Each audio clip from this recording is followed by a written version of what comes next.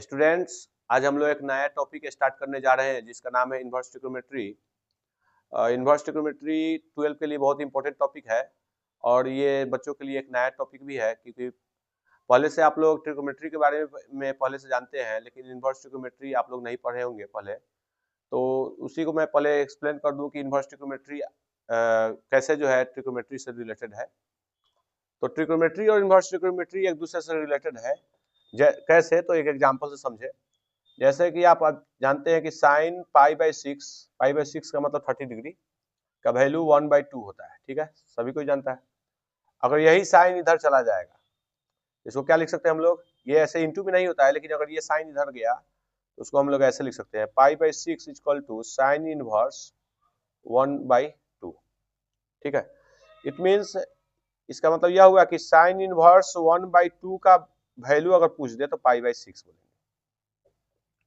तो ये जो साइन इनवर्स 1/2 आया, इसी को बोलेंगे इनवर्स ट्रिग्नोमेट्री। तो साइन इनवर्स 1/2 का वैल्यू पाई/6 होता है।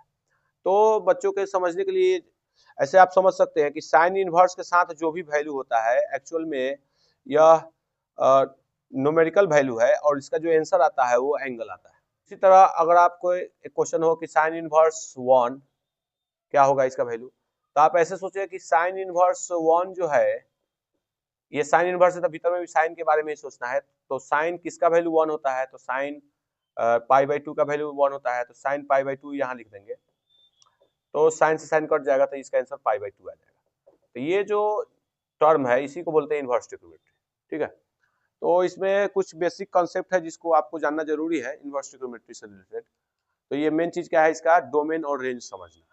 इनवर्स ट्रिग्नोमेट्री का अगर डोमेन और रेंज समझ में आ जाए कि इसका डोमेन क्या होगा, रेंज क्या होगा, तो आप जो है इसमें गलती नहीं करेंगे। जैसे डोमेन किसे कहेंगे, तो साइन इनवर्स के साथ जो वैल्यू यहाँ पर यूज हो रहा है या पुट किया हुआ है, जैसे साइन इनवर्स 1, साइन इनवर्स 1/2, ये सभी को डोमेन कहेंगे। ठीक है, और साइन इनवर्स 1/2 का जो आंसर आया पाई/6, इसको हम रेंज कहेंगे। ठीक है, तो यहाँ पर कुछ स्टैंडर्ड वैल्यू दिया हुआ है, principal value of domain and range मैंने ऑलरेडी जो है लिख दिया हुआ है आपको समझाने के लिए, ताकि इजीली समझाया जा सके। तो इसको अभी पहले हम लोग समझ लेते हैं, उसके बाद हम लोग इजीली जो है इनवर्स ट्रिग्नोमेट्री से रिलेटेड न्यूमेरिकल सब सॉल्व कर सकते हैं। जैसे यहाँ पर साइन इनवर्स का डोमेन जो होगा वो -1 से 1 के बीच में ही होगा। मतलब साइन इनवर्स के साथ जो भी वैल्यू यहाँ पर यूज होता है, 1/2 हो, कुछ भी वैल्यू हो यहाँ, लेकिन वो वैल्यू जो है -1 और 1 के बीच में ही होगा। मतलब कभी भी साइन इनवर्स 4 नहीं होता है। क्यों नहीं होता है? क्योंकि हम लोग जानते हैं कि ऐसे ट्रिग्नोमेट्री में कि साइन एंगल कुछ भी रहे तो उसका वैल्यू जो है मिनिमम -1 आता है और मैक्सिमम जो है 1 आता है। तो ट्रिग्नोमेट्रिक फंक्शन का जो वैल्यू पहले होता है, जैसे ट्रिग्नोमेट्रिक फंक्शन में हम लोग पढ़ते थे, तो ट्रिग्नोमेट्रिक फंक्शन का जो आंसर आता है रिजल्ट, यहाँ पर ये डोमेन है, ये रेंज है। तो ट्रिग्नोमेट्रिक फंक्शन का जो रेंज होता है वो इनवर्स ट्रिग्नोमेट्री में डोमेन हो जाता है। ठीक है, साइन का आंसर कभी भी -पाई/2 से पाई/2 के बीच में ही आना चाहिए। साइन इनवर्स ट्रिग्नोमेट्री में अगर साइन कोई फंक्शन है, साइन इनवर्स है अगर, तो उसका आंसर -पाई/2 से पाई/2 के बीच में ही होगा तो ही सही है। अगर इसका नॉलेज आपको नहीं है तो आंसर आपका गलत आ सकता है। जैसे मैंने यहाँ पर एक एग्जांपल लेकर समझाया हुआ है। यहाँ पर साइन इनवर्स -1/2, साइन इनवर्स -1/2 का आंसर एक -पाई/6 आया और एक साइन इनवर्स -1/2 का वैल्यू 7 पाई/6 आया, लेकिन ये आंसर जो है रॉन्ग होगा, क्योंकि 7 पाई/6 जो है इसके रेंज में नहीं आ रहा है। मतलब इनवर्स ट्रिग्नोमेट्रिक फंक्शन के लिए रेंज को याद रखना कि साइन इनवर्स का रेंज क्या होगा, कॉस इनवर्स का रेंज क्या होगा, टेन इनवर्स का रेंज क्या होगा, ये बहुत जरूरी है, नहीं तो आप गलती कर सकते हैं। ओके, रेंज किसे कहेंगे फिर से एक बार और समझा देता हूँ। इनवर्स ट्रिग्नोमेट्री में जो भी वैल्यू हो यहाँ पर उसका जो आंसर आएगा वो इसी के अंदर में होना चाहिए।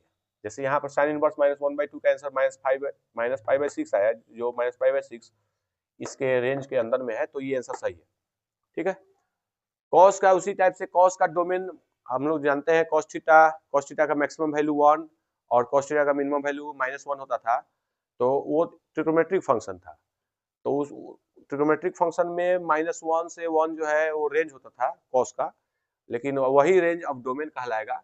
तो कॉस इनवर्स का डोमेन -1 से 1 होता है और रेंज जो है 0 से पाई, मतलब कॉस इनवर्स ट्रिग्नोमेट्रिक फंक्शन अगर कॉस का होगा तो उसका आंसर 0 से पाई के बीच में ही होना चाहिए। उसी टाइप से tan का जो है रेंज जो है -π/2 से π/2 के बीच में ही होगा।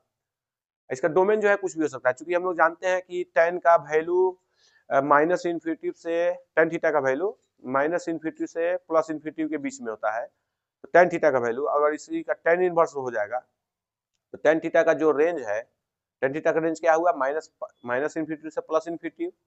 वही चीज tan थीटा का रेंज tan इनवर्स का डोमेन हो जाता है। तो वही चीज है यहाँ पर, tan इनवर्स का डोमेन माइनस इन्फिनिटी से प्लस इन्फिनिटी लिखिए या आप जो है रियल नंबर लिखिए। तो tan इनवर्स का डोमेन रियल नंबर होगा और इसका आंसर जो आएगा tan का आंसर -π/2 से π/2 के बीच में आएगा। इसमें -π/2 भी इंक्लूडेड नहीं है और +π/2 भी इंक्लूडेड नहीं है।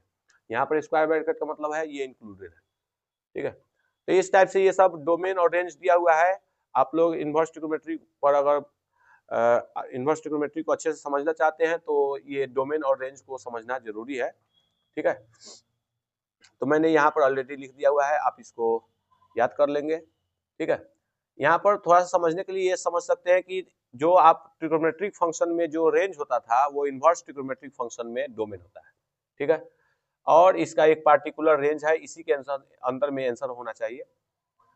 उसी टाइप से कोसेक का अगर देखा जाए तो कोसेक थीटा का वैल्यू, कोसेक थीटा बोल रहा हूँ, मतलब कोसेक थीटा का आंसर जो होता है हम लोग जानते हैं कि साइन थीटा का इनवर्स होता है। तो साइन थीटा का वैल्यू तो -1 से 1 के बीच में आता है।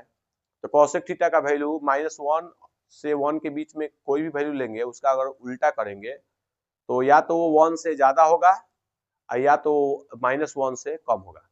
क्योंकि साइन का वैल्यू -1 से 1 के बीच में है तो इसका उल्टा करने पर जो है वैल्यू 1 से या तो ज्यादा होगा या -1 से कम होगा।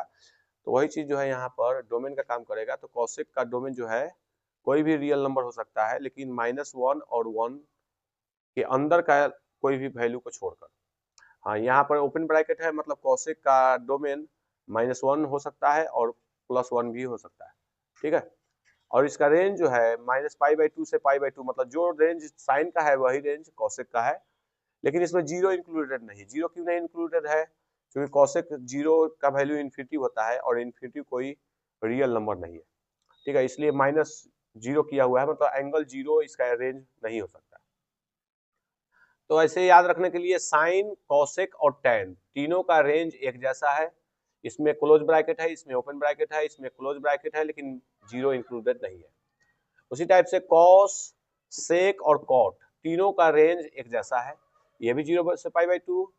सेक का रेंज 0 से π/2 है, लेकिन इसमें π/2 इंक्लूडेड नहीं है, क्योंकि π/2 एंगल पर कोसेक का वैल्यू इन्फिनिटी आता है और इन्फिनिटी रेंज में तो होगा नहीं, है कि नहीं। तो इसलिए -π/2 को किया गया और कॉट का जो है रेंज 0 से पाई होता है, ठीक है। I hope you understand. So मैंने यहाँ पर एक एग्जांपल लिया था। यहाँ पर आप दो तरह से ये मैंने बनाया है इसको। पहला मैंने ये बनाया साइन इनवर्स -1/2, ये एनसीईआरटी बुक का लिया गया है। तो -1/2 किसका वैल्यू है, साइन का, तो साइन π/6। अब हम लोग इसको क्या कर सकते हैं, माइनस को अंदर ले जा सकते हैं, क्योंकि हम जानते हैं कि माइनस साइन थीटा बराबर साइन माइनस थीटा होता है। इस टाइप से लिख दिया और साइन से साइन इनवर्स कट गया तो -π/6। तो -π/6 जो है अब देखेंगे कि रेंज के अंदर में है कि नहीं। तो रेंज के अंदर में है, चूंकि -π/2 और π/2 मतलब -90 से 90 के बीच में -30 आता है। तो ये एक वैल्यू आया।